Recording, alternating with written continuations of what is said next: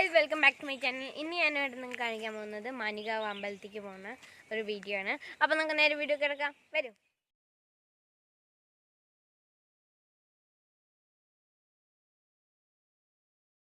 വണ്ടി നമ്മൾ ഇവിടെ പാർക്ക് ചെയ്തിട്ടാണ് താഴോട്ട് നടന്നു പോവാണ്. കുറച്ച് ദൂരം നടക്കണം, ഒരു ഇറക്കമാണ്.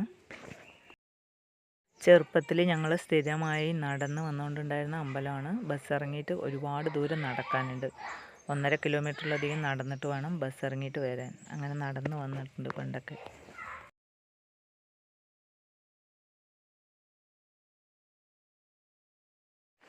മാനികാവ് അമ്പലത്തിൽ എൻ്റെ അച്ഛൻ പണ്ട് പൂജ വെച്ചിട്ടുണ്ടായിരുന്നു എന്നാണ് പറയണത്.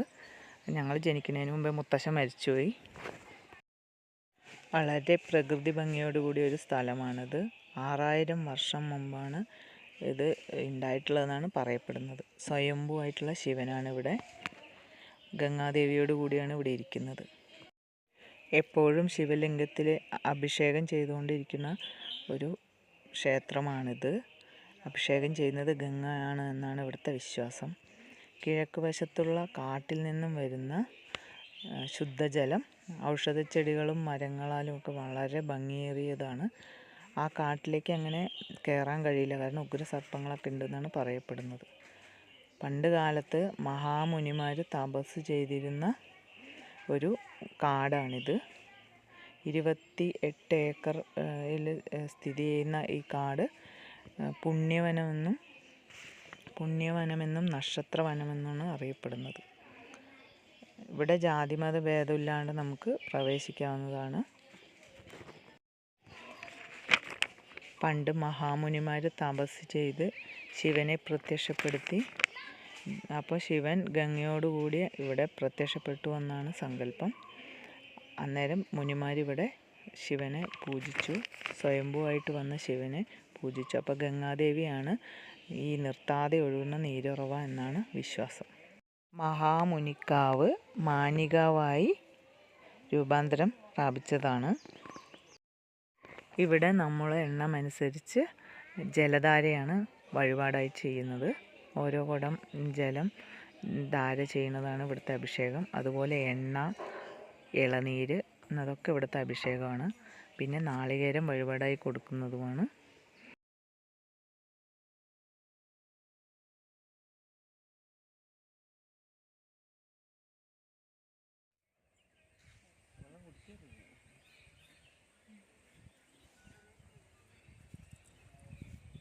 വെള്ളം കുടിക്കുന്നവർക്ക്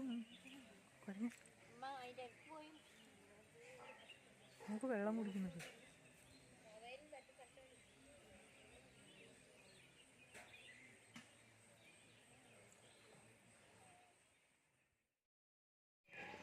കരിങ്കല്ല് കൊണ്ട് നിർമ്മിച്ചിരിക്കുന്ന ശ്രീകോവിലാണ്.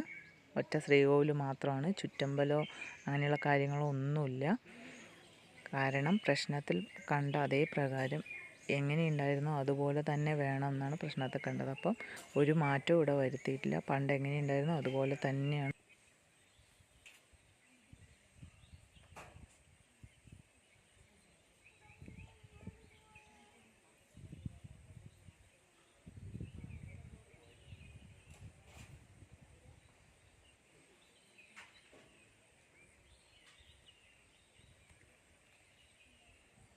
വളരെ കുട്ടിയായിരിക്കുമ്പോൾ തൊട്ട് ഞാനിവിടെ വരുന്നതാണ്.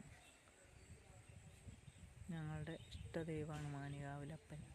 ഇവിടെ പ്രാർത്ഥിച്ച എല്ലാം സഫലമാവും എന്നാണ് ഭയങ്കര വിശ്വാസമാണ്.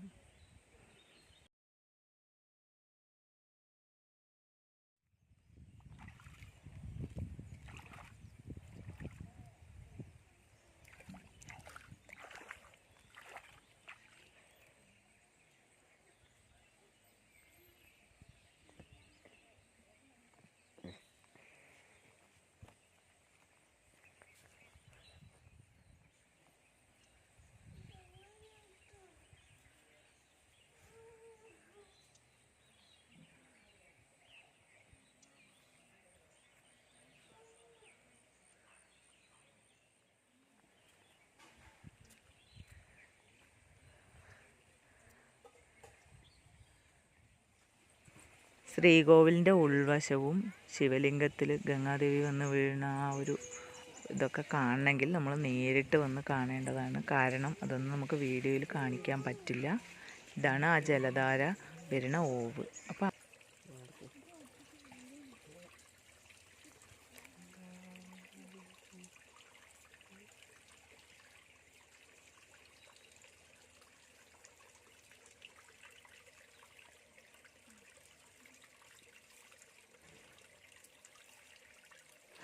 ആയിരത്തി 1984 വന്ന കൊടും വരൾച്ചയിൽ പോലും ഈ ജലധാര വറ്റിയിട്ടില്ല എന്നാണ് പറയുന്നത്. അതുപോലെ മഴക്കാലത്ത് ഈ നീരുറവ തെളിഞ്ഞു തന്നെ ഇരിക്കും.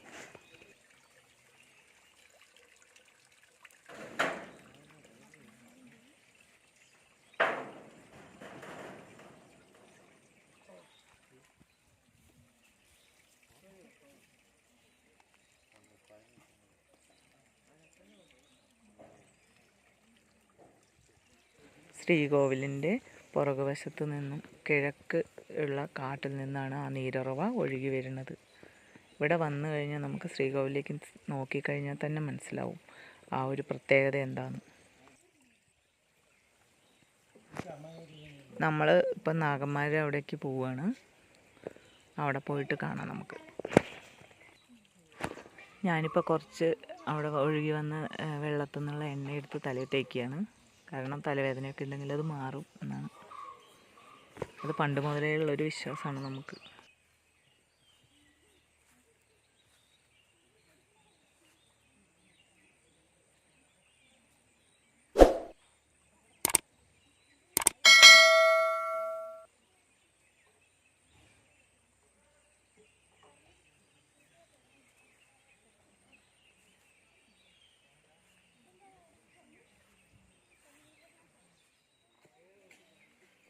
ഇവിടെ നിറയെ കുരങ്ങന്മാരുണ്ട് കേട്ടോ.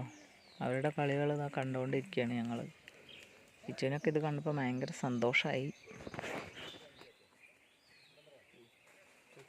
ക്യാമറയും മൊബൈലും പിന്നെ നമ്മൾ എന്തെങ്കിലും കയ്യിൽ ഭക്ഷണ സാധനങ്ങളോ എന്തെങ്കിലും കൊണ്ടുവന്നിട്ടുണ്ടെങ്കിൽ ഭയങ്കര ശ്രദ്ധിച്ചില്ല എന്നുണ്ടെങ്കിൽ ദൈവന്മാർ തട്ടിക്കൊണ്ട് പോവും. സൂക്ഷിച്ചിട്ട് വേണം നമ്മളിവിടെയൊക്കെ നമ്മുടെ കയ്യിൽ എന്തെങ്കിലും വെക്കുന്നത്. മൊബൈൽ എടുക്കുമ്പോൾ തന്നെ അവർ നോക്കിക്കൊണ്ടുണ്ടായിരുന്നു തട്ടിപ്പറിക്കാൻ.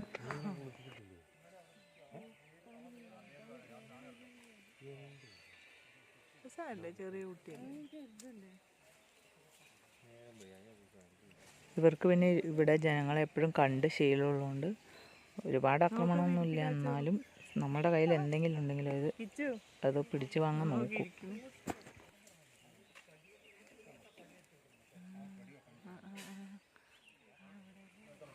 അവിടെ എന്തോ വർക്കൊക്കെ നടന്നുകൊണ്ടിരിക്കുന്നുണ്ട് തോന്നുന്നു.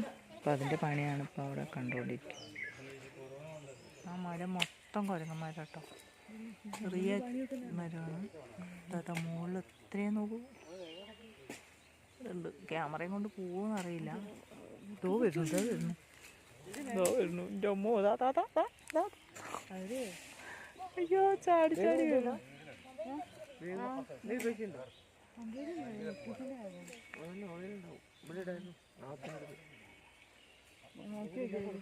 ദാദാ ചെറുത് ഇങ്ങോട്ട് എത്തി.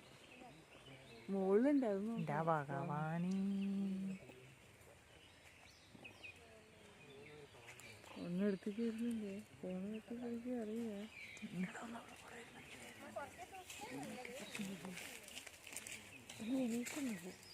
ഒരുപാട് കാഴ്ചകളൊക്കെ ഉണ്ട്. പക്ഷെ നമുക്ക് വീഡിയോൻ്റെ ലെങ്ത്ത് കൂടുന്നതുകൊണ്ട് നമ്മൾ വളരെ കുറച്ച് എടുത്തിട്ടുള്ളൂ.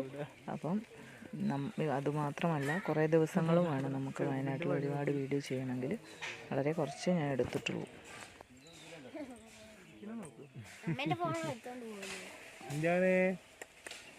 വേണ്ടോട്ടോ വേണ്ടേ? ഒന്നും ചോദിക്കാൻ നിൽക്കണ്ട. നീ ആ മുകളിലുള്ള ആൾക്കാർ നോക്കണ്ടേ? നോക്കൂ എടുത്ത് നിൽക്കണ അവിടെ.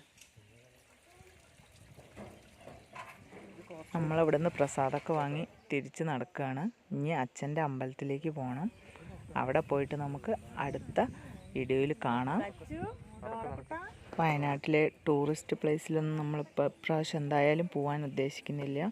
അടുത്ത പ്രാവശ്യം വരുമ്പം അവിടെയൊക്കെ പോയി നമ്മൾ വീഡിയോ ഇടുന്നതാണ്. ഇപ്രാവശ്യം വളരെ കുറച്ച് അമ്പലങ്ങളിലും അങ്ങനെ നമുക്ക് വേണ്ടപ്പെട്ട കാര്യങ്ങൾ മാത്രമേ പോകുന്നുള്ളൂ, അതിൻ്റെ വീഡിയോ മാത്രമേ എടുക്കുന്നുള്ളൂ. അപ്പോൾ എല്ലാവർക്കും ഇഷ്ടപ്പെടുകയാണെങ്കിൽ ലൈക്ക് ചെയ്യാനും ഷെയർ ചെയ്യാനും സബ്സ്ക്രൈബ് ചെയ്യാനും ഒന്നും മറക്കരുത്. വീണ്ടും നല്ല നല്ല വീഡിയോസായി ഞങ്ങൾ വരുന്നതാണ്.